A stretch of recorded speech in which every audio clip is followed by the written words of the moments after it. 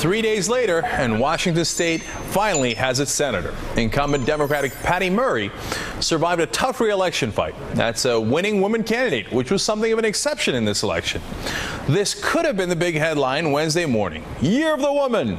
After all, a record roster of women filed to run, 36 in the Senate and 262 in the House, and some of the most high-profile candidates out there were women. Yet, as we know, that was a fun sound effect. All right, from Christine O'Donnell to Sharon Angle, Meg Whitman to Linda McMahon, one by one they fell, in most cases to old white men. So did they lose because they were bad candidates, because they were in the wrong party, or could it be that women voters are tougher on women candidates? That's an interesting question, and we're breaking it down with Glorida Feldt, former president of Planned Parenthood and a women's rights activist, and author of the book No Excuses, and Krystal Ball, a congressional candidate whose bid for a House seat fell short on Tuesday. Krystal, let me start with you because you were right in the middle of it. So what happened in your race? What do you think went wrong? My race had much less to do with being a woman and much more to do with being a Democrat in a tough district in a tough year. You know, we really felt that we ran an excellent campaign. We brought out our core constituency groups. We've yet to analyze the numbers, but I think women did come to us, but the other side was just so energized this year. There was nothing we could do to combat it. All right, well, let me ask you then, most of the Republican women most of the women running were actually on the Republican side in terms of the high-profile Senate candidates, right? Is the Republican Party doing something right in attracting more female candidates, at least lately? Well, I think that the progressive women opened the doors, and now these conservative women are just crashing right on through them. And they have less experience with running, to be perfectly honest with you. I think many of these women are going to be back, and we shouldn't think that they were defeated this year. They simply lost one election. My guess is that many of them will be back in the future, and they'll be stronger candidates as a result of it, and that's why the progressives had better be really on their toes, and they had better be cultivating their progressive women. Now, Gloria, there is a great irony in a lot of these people saying, oh, feminism.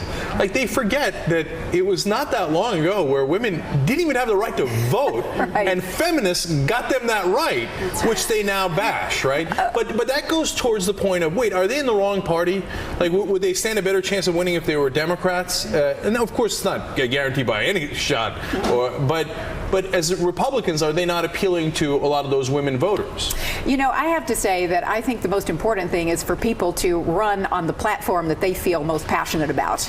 And what I think is missing, and I think the tectonic plates have really shifted for women in politics this year. I've never seen anything quite like it.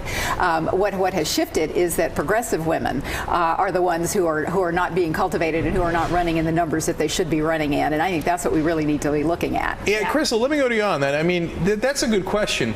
And let me show you some numbers first. The women's vote, for example, in 2006 was 43 to 55% in favor of the Democrats. So that's a big number in favor of the Democrats. But in 2010, it flipped. And look at that, Republicans winning 49 to 48. That's kind of amazing. So what went wrong there for the Democratic Party? And how did they lose that women's vote? Well, I think there are a couple of things. You know, this is a time when the economy is still the #1 issue and there's a lot of uncertainty.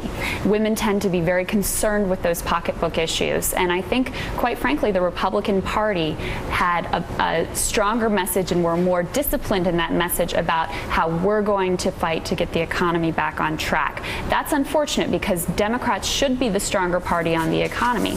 The other thing I wanted to mention to you, I think there is somewhat of a Sarah Palin effect. You know, I've said, even though I am a progressive woman and I disagree with her on many policies, she was very influential in getting me to run simply because I saw her on stage with her young family running for vice president, and I thought, you know what, I could do this.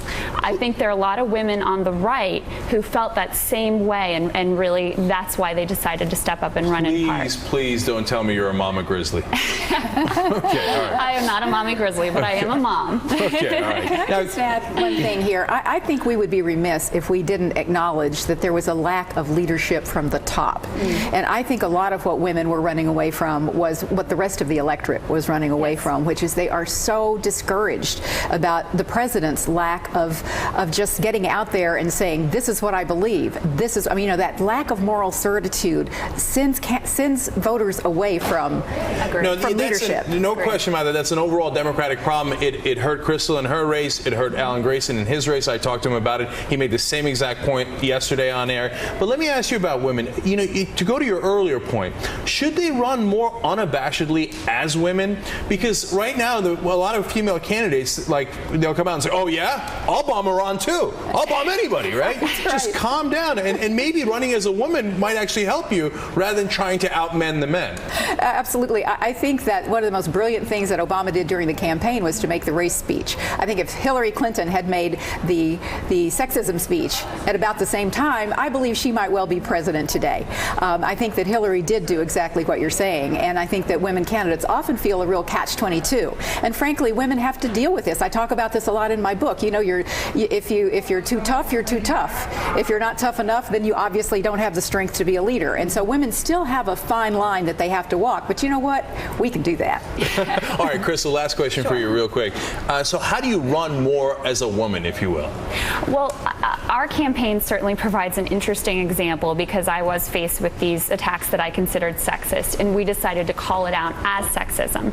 I received advice early on in my campaign to dress older, dress more conservatively, sort of play down my femininity, to cut my hair, wear shorter heels, all of those things. I think by just embracing who we are, being ourselves, and having confidence in the voters that what they're looking for is an authentic person, not someone who's good at pretending to be someone else.